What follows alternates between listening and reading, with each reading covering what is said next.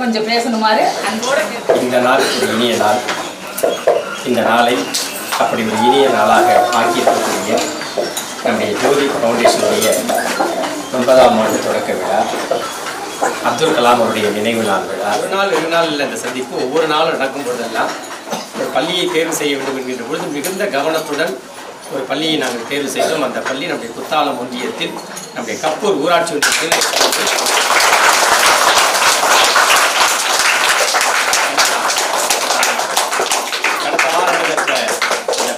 பரிசளிப்புக்கு வருகின்ற பொழுது ஒரு மாணவி என்கிட்ட வரும்பொழுது கப்பூர் சொன்ன உடனே நான் அவ்வளோ மகிழ்ச்சியாக அந்த பரிசை கொடுத்தேன். காரணம், கப்பூர்னா அது கப்படிக்கிற பள்ளின்னு சொல்லி ஒரு மாவட்ட நிர்வாகத்தில் இருக்கிறோம். நம்ம தேர்வு செய்யக்கூடிய பள்ளி மிகச் சரியாக இருக்கணும், வர்றவங்க மனசு நிறையணும்.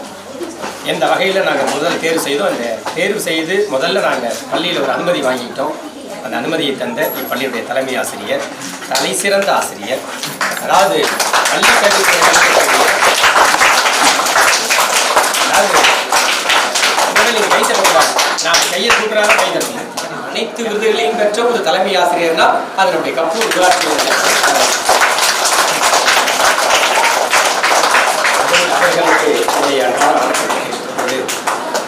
இந்த நிகழ்வில் பங்கெடுத்திருக்கக்கூடிய மயிலாடுதுறை மகத்தான ஒரு சேவை நிறுவனமாக, சேவை அமைப்பாக விளங்கிக் கொண்டிருக்கக்கூடிய ஜோதி தொண்டு குழுமத்தினுடைய நிறுவனர், அவர்களை சார்ந்து வந்திருக்கக்கூடிய நிர்வாக உறுப்பினர்கள், அறிவா சங்கத்தை சார்ந்தவர்கள் இருக்கிறாங்க, அறிவார்ந்தவர்களும் இருக்கிறாங்க.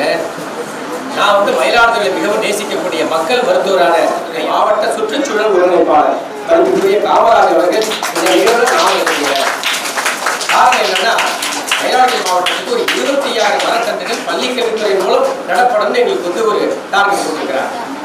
அப்போ அந்த டார்கெட்ல ஒரு 100 மரக்கன்று இருந்தாலும் அது மிக மிக மிக முக்கியமான ஒரு நிகழ்வு. அந்த நிகழ்வு தன்னை இணைத்துக் கொள்வார்கள். அவர்களையும் இந்த நேரத்தில் வரவேற்று, என்னதான் நம்முடைய அலுவலர்கள் இருந்தாலும் மக்கள் பிரதிநிதிகள் மிக முக்கியமானவர்கள்.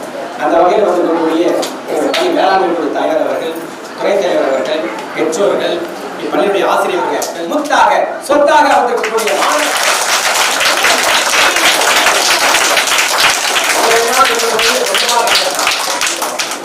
அந்த ஆற்று பாட்டில் திறந்து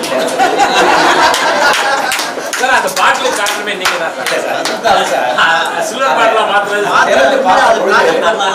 மகிழ்ச்சி எப்படி தெரியுங்களா வச்சேன். நேற்று நான் மாவட்ட ஆட்சியாளர்லேருந்து பணி முடிச்சு வருகிற பொழுது நம்முடைய சப்ஜெக்ட் தாண்டி புது புது வாட்டர் பாட்டில் நேற்று பார்வைக்கு நிறைய வந்தது. அதான் நேற்று நான் பார்த்து என்னுடைய பிள்ளைகளுக்கு நினைச்சு ஒன்று வாங்கினேன். அன்று நான் நேற்று வாங்கிய மகிழ்ச்சியை விட இன்று நான் பெற்ற மகிழ்ச்சி தான் தலைசிறந்த மகிழ்ச்சி.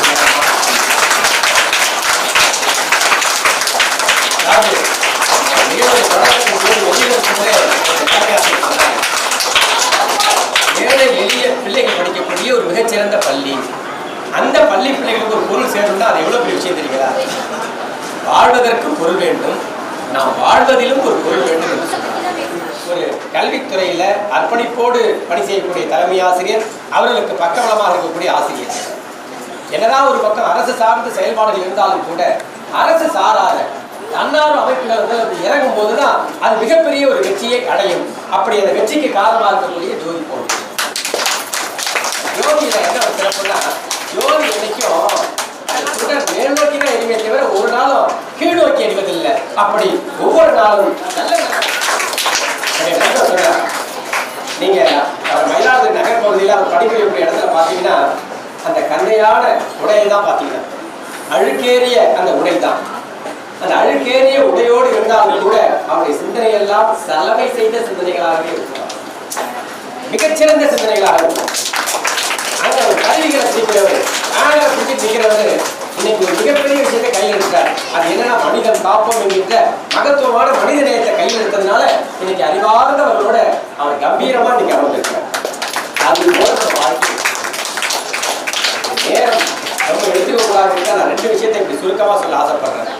இங்க இருக்கக்கூடிய பிள்ளைகள், முதல்ல என்னுடைய அன்பு குழந்தைகள், மாணவ செல்வங்கள், நம்மை உயர்த்தி கொள்வதில் நாம் கண்ணும் கருத்துமாக முதலில் இருக்க வேண்டும்.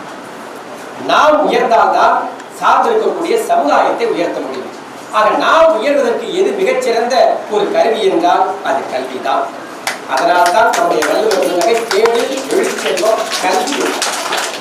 அந்த கல்வியை நாம் கையில் இருக்கும்போதுதான் ஐயா சொன்னது போல உனக்கு எதன் மீதெல்லாம் இன்னைக்கு கோபம் வருதோ அந்த கோபம் வருகின்ற பொழுது அதை சரி செய்வதற்கு நாம் அதிகாரமிக்கவர்களாக மாற வேண்டும். அப்படி அதிகாரமிக்கவர்களாக மாறுவதற்கு எது நமக்கு கை கொடுக்கும் என்றால் கல்விதான்.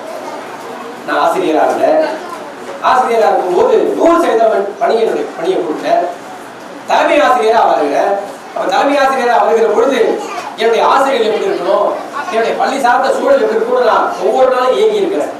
அந்த ஏற்றத்துக்கெல்லாம் எப்படா தீர்வு கிடைக்குங்கிற பொழுது திடீரென்று ஒரு மகத்தான வாய்ப்பு மாவட்ட அளவில் பணிபுரிவதற்கான வாய்ப்பு கிடைத்த பொழுது அதை நான் உடனே ஏற்றுக்கிட்டு என் பள்ளியில நான் என்னென்னலாம் செய்யணும்னு நினைச்சதோ அது செய்திருந்தால் அது ஒற்றை பள்ளியோடு போய் புரட்சியை செய்வதற்கான ஒரு வாய்ப்பு உண்மையிலே நாங்கள் அதெல்லாம் வெளிப்படையாக சொன்னால் அதை விமர்சனம் பண்ணுறோம். அதனால அதையெல்லாம் நாங்கள் உறுப்பு எடுத்துக் கொண்டு எங்களால் எவ்வளவு இயன்ற அளவு இந்த கல்வித்துறைக்கு ஒத்துழைப்பும் உயர்ந்த பங்களிப்பையும் தருவதற்காக நாங்கள் ஒவ்வொரு நாளும் நான் மட்டுமல்ல என்னை சார்ந்திருக்கக்கூடிய வந்திருக்கக்கூடிய நண்பர்களும் காத்திருக்கிறார்கள். அந்த வகையில் ஒரு பள்ளி தேர்வு என்கின்ற போது நாம் பள்ளிக்கு வந்திருக்கிறோம். முதல் விஷயம் ஏன் வரணும்னா என்னுடைய கவனத்துக்கு லாபத்தை கொண்டு நான் ஷேர் பண்றதை விட சில தனிப்பட்ட தலைமை ஆசிரியருக்கு ஷேர் பண்ணுவேன். அதில் முதலிடம் பெறுபவர் நம்முடைய கப்பல் ஷேர் பண்றதுனால மட்டுமே எனக்கு முடிஞ்சிருமானா முடியாது. நான் அதை கண்காணிச்சு பார்ப்பேன், கொடுப்பேன், 10 பேருக்கு கொடுப்பேன். அந்த 10ல இவங்க ஒருத்தரா இருப்பாங்க. ஆனால் அந்த பணியை கையில் எடுத்து மாணவர்களுக்கு திறம்பட பயிற்சி அளித்து அது குறிப்பாக சொல்லணும். மாநில அளவில் விவேகானந்தா கேந்திரம் ராமகிருஷ்ணா மிஷன் நடத்திய ஒரு அற்புதமான மாநில ஒரு கிராமப்புறத்திற்கான பணி சாதித்தது என்றால் அது கப்பூர் ஊராட்சி